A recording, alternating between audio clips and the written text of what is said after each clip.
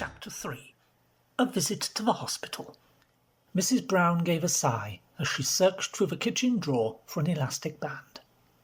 "If I see another jar of calf's foot jelly," she exclaimed with unusual vigour, "I shall scream. That's the fourth one this week, not to mention 3 pots of jam, 2 dozen eggs, and goodness knows how many bunches of grapes." Mrs. Bird gave a snort. "If you ask me, Mr. Curry will be coming out of hospital when it suits him, and not a minute before. He knows when he's on to a good thing. Free board and lodging and everyone at his beck and call. He has a relapse every time the doctor says he's getting better." The Browns' housekeeper took the elastic band from Mrs. Brown and gave it a hard ping as she released it round the neck of the jar. From the expression on her face, it looked as if Mr. Curry could consider himself lucky that he wasn't within range. It was a little over a week since the Browns' neighbour had been admitted to hospital after his accident on the golf course, and although X-rays and a number of probings from various doctors had revealed nothing amiss, he still maintained he couldn't move his leg. Since then, the Browns had received a constant stream of postcards, notes and other messages containing urgent requests for things ranging from best grapes to newspapers, magazines, writing paper, stamps and other items too numerous to be mentioned. At first, they'd been only too pleased to oblige, and with Jonathan and Judy back at school after the summer holidays, Paddington in particular had spent a great deal of his time rushing round the market for his shopping basket on wheels, seeing to Mr. Curry's various wants. But after a week of visiting and listening to his complaints, their enthusiasm was beginning to wear decidedly thin. Even the hospital staff were becoming restive, and the ward sister herself had made some very pointed remarks about the shortage of beds. "I'm not having him here," said Mrs. Bird flatly. "That's final. And I'm certainly not having Paddington run round after him once he's home. He'll be wearing the poor bear's paws to the bone." Paddington, who happened to arrive in the kitchen at that moment, gave a start and looked hastily at his paws. But to his relief there was no sign of anything poking through the pads, and so he turned his attention to the basket of food standing on the table. "Now, you're sure you'll be all right?" Mrs. Brown carefully wedged a fruitcake into the last remaining space. Paddington licked his lips. "I think so, Mrs. Brown." "And no picking the cherries out of the cake on the way," warned Mrs. Bird, reading his thoughts. "If Mr. Curry finds any holes, we'll be getting another postcard, and I've had quite enough of those for 1 week." Paddington looked most offended at the suggestion. "Pick cherries out of Mr. Curry's cake? Explain to him we can't come tonight. We're all going out, and there's no need to stay more than 5 minutes. They don't usually allow visiting in the morning, but Mrs. Bird rang the sister in charge of the ward, and she said it would be all right just this once." Paddington listened carefully to all his instructions. In his heart of hearts, he wasn't too keen on visiting Mr. Curry by himself. All his visits since the accident had been with other members of the family, and he'd a nasty feeling that the Browns' neighbour might have 1 or 2 things to say on the subject of the golf match, so he brightened at the news that he wouldn't have to stay long.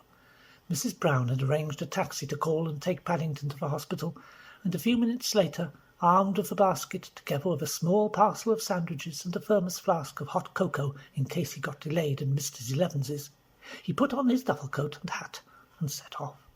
As the taxi disappeared around the corner of Windsor Gardens, Mrs. Brown and Mrs. Bird turned and went back into the house. "I do hope we're doing the right thing letting him go by himself. I shouldn't worry about that bear. He knows how to look after number 1. It wasn't Paddington I was thinking of. It's the hospital." Mr. Curry had been admitted to a hospital not far from Windsor Gardens, a busy establishment, and Mrs. Brown shuddered to think what might happen if Paddington took the wrong turn and got lost in one of its many corridors. However, it was much too late to worry, for it was only a matter of minutes before Paddington's taxi swung off the main road, passed through some large gates, and drew to a halt at the main entrance to a large brick building. Paddington didn't often have the chance to travel in a taxi, especially by himself, and he was slightly disappointed that it was all over so quickly. Nevertheless, he felt most important as he climbed out onto the forecourt, and after thanking the driver for the ride, made his way through the entrance doors towards a desk marked reception. "Mr. Curry?" said the uniformed man behind the desk. He ran his finger down a long list clipped to a board. I don't recollect anyone of that name. Have you an appointment? Oh, yes. Mrs. Bird made one specially. Well, have you any idea what he does? This is a big hospital, you know. We've all sorts of people here. Paddington thought a moment. I don't think he does anything very much, except grumble. That doesn't help a lot. We got one or two like that round here, I can tell you. What's your name, please? Brown. Paddington Brown, from number 32 Windsor Gardens. The receptionist rifled through some more papers. I can't find any bears down for an appointment either, let alone brown ones, he said at last. I think I'd better pass you on to our Mr. Grant. He deals with the difficult cases. Thank you very much, said Paddington gratefully. Is he the head man? That's right, said the receptionist, picking up the telephone. He was about to dial a number when he paused and looked at Paddington. The head man? Ah, bless me. Why didn't you say so before? You want the psychiatrist. Seeing Paddington's look of surprise, he leaned over the desk. That's the chap who looks after things up here, he said, tapping his own head as he lowered his voice confidentially. What we call the head shrinker. Paddington began to look more and more astonished as he listened. Although he was very keen on long words, he'd never heard of one as long as psychiatrist before, and even if his hat did feel a bit tight sometimes, particularly when he had a marmalade sandwich inside it, he wasn't at all sure he wanted to cure it by having his head shrunk. I think I'd better have my hat stretched instead. It was the man's turn to look surprised.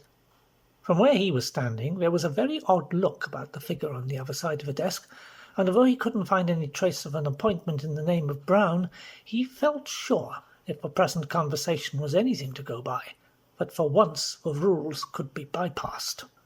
Paddington had a very hard stare when he liked, and backing away slightly, the receptionist hastily consulted another list.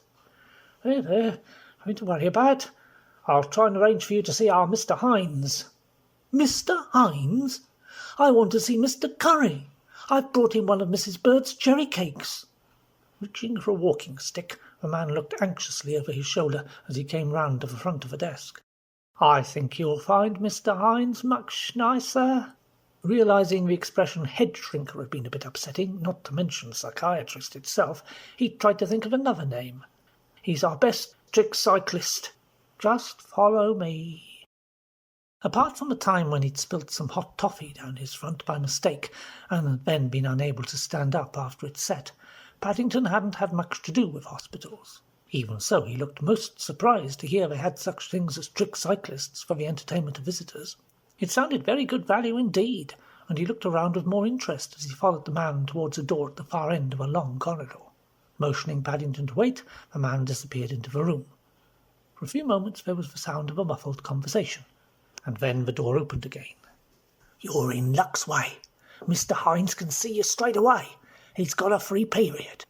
Taking hold of Paddington's spare paw, he propelled him through the door, then hastily closed it behind him. After the brightness of the corridor, the room seemed unusually dark. The slatted blinds were drawn over the windows, and the only light came from a green-shaded lamp on a desk at the far side. Apart from some cabinets and several chairs, there was a long couch, rather like a padded table, in the middle of the room, and behind the desk itself Paddington made out the dim figure of a man in a white coat, who appeared to be examining him through a pair of unusually thick-lensed glasses.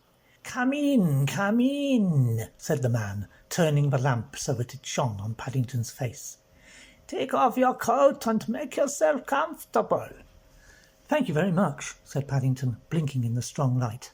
He felt pleased he was the first one in, and taking off his double coat and hat, he placed them on top of his basket and settled himself down in a nearby chair. Have I got long to wait? He asked, unwrapping his sandwiches. Oh, no. The man picked up a pen. In fact, I shall start right away. I'm sorry about the cherry cake, said Paddington. Mr. Hines put his pen down again. Taking off his glasses, he breathed on the lenses, polished them with a handkerchief, and then replaced them on his nose. You are sorry about your cherry cake? He repeated carefully. Paddington nodded. I'm afraid I can't let you have a slice, because Mrs. Bird doesn't want any more postcards from Mr. Curry. But you can have one of my marmalade sandwiches if you like. Mr. Hines gave a slight shudder as he waved aside the open bag. "It's very kind of you, but is anything the matter?" Paddington suddenly began peering anxiously about the room. "It's all right, thank you, Mr. Hines." He turned his attention back to the man behind the desk. "I was only wondering where you keep your bike." "My bike?